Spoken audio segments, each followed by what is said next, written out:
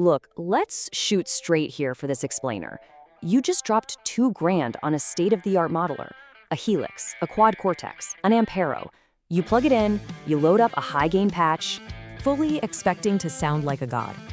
But instead, it sounds like a swarm of angry bees trapped in a cheap plastic bucket. It's a visceral, massive gut punch of frustration, man. It completely kills the vibe of picking up the guitar. Immediately, you think the hardware is trash. Let me be absolutely clear about this. It is not the modeler's fault. The hardware is totally fine. The reality? You're just feeding it garbage impulse responses. Let's look at part 1, the math of convolution. We gotta get this myth out of your head right now. An impulse response is absolutely not just some simple EQ curve. It is a highly complex mathematical snapshot, a convolution of exactly how a real physical speaker sitting in a real room reacts to a burst of energy over time. Think about the literal mathematical motion happening under the hood here. Step 1, your unit generates a raw, clean, distorted amp signal. Step 2 is where the magic, or the murder, happens. That raw signal gets violently pushed through a convolution matrix block, multiplying your tone against thousands of data points inside the IR file. Step 3 is what hits your ears, the process tone. Now, if step 2 is hijacked by a sloppy, poorly captured file, step 3 is going to sound like pure plastic. When you check out the block diagram for this stuff, you see that loading up a bad IR actually introduces micro delays directly into your signal path. You've got your main signal, and then these delayed reflections looping back. These tiny, fractional millisecond delays fundamentally alter the math of the audio, and when they align poorly, they absolutely destroy your tone. Which brings us to part 2, phase cancellation nightmare fuel. See, when you deal with multiple acoustic reflections, those sound waves add up. Look at the left side here. When frequencies sum up perfectly in phase, you get a beautiful, massive 6 decibel boost. But on the right, when that delayed reflection and your original signal are completely out of phase, they violently cancel each other out to literally minus infinity dB. Your tone just eats itself alive.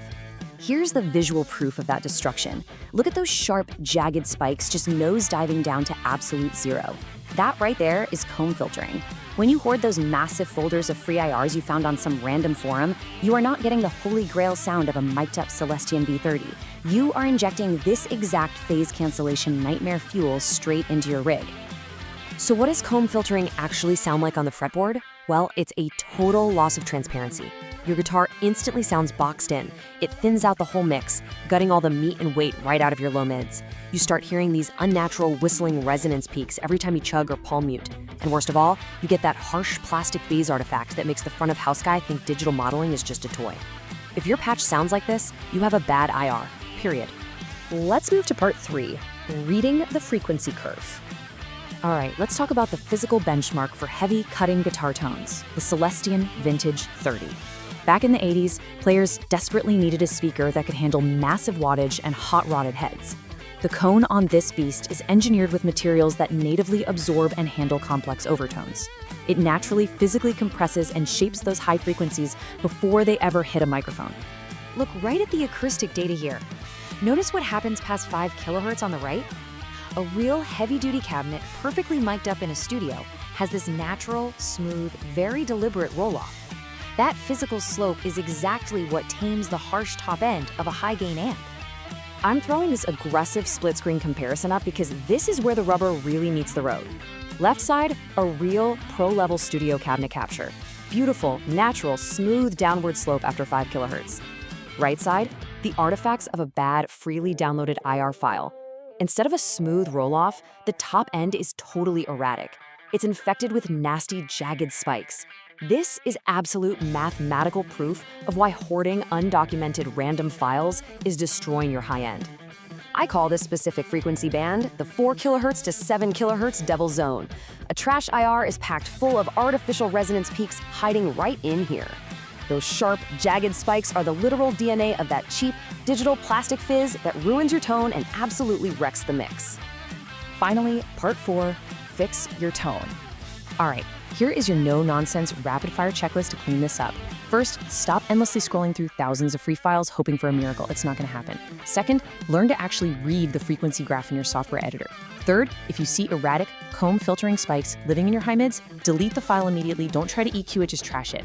A pro-level IR is smooth, deliberate, and totally predictable. And finally, make absolutely sure your IR blend is locked at 100%, so absolutely zero raw, unfiltered amp fizz bleeds into your chain. I'm gonna leave you with a serious gut check question to wrap up this explainer. When you sit down with your instrument, are you actually playing the amp, or are you just fighting a garbage IR? Stop band-aiding bad files, man. Get a pro-level capture that does the heavy lifting for you.